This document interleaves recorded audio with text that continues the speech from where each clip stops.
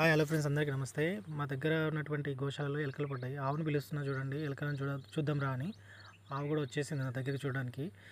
ఈ ఎలుకల బెడద మా గోశాలలో చాలా ఎక్కువగా విపరీతంగా ఉంది.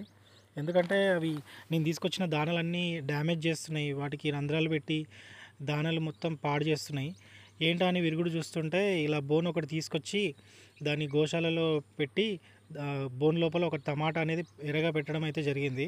నైట్ టైంలో ఆ బోన్లో టమాటా పెట్టి వెళ్ళాను. పొద్దున వచ్చేసరికి దాదాపు ఒక 8 ఎలుకలు వచ్చేసి బోన్లో పడి ఉన్నాయి. ఇవి చూసేసరికి విలవిల్లాడుతున్నాయి. తీరా తీసుకొచ్చి బయటికి చూపిస్తే నా దగ్గర ఉన్నటువంటి ఆవులు వాటిని విచిత్రంగా చూస్తున్నాయి. అవన్నీ చూడండి, చాలా భయంతో విలవిల్లాడుతూ బందీ అయిపోయి ఉన్నాయి. అలా గడ్డి పరకతోటి అలా అంటుంటే చాలా చాలా భయపడుతున్నాయి. ఒకదానికొకటి పైన పడుకొని అట్లా వాటి యొక్క స్వభావం అనేది చాలా భయంగా ఉన్నాయని అట్లా. ఈ ఆవు చూడండి, చాలా భయపడుతూ వాటితో మాట్లాడుతున్నట్టే అనిపిస్తుంది.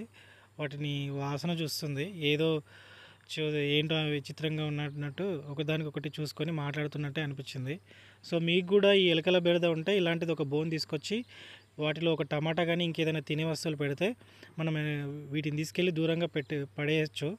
మనకు వీటి నుంచి తప్పించుకోవడానికి అయితే ఇలాంటి ప్రయోగం చేస్తే మనం కూడా సక్సెస్ అవుతాము. సో ఎలుకల బెడద ప్రతి ఇంట్లో ఉంటుంది, మీరు కూడా ట్రై చేయండి. Thank you.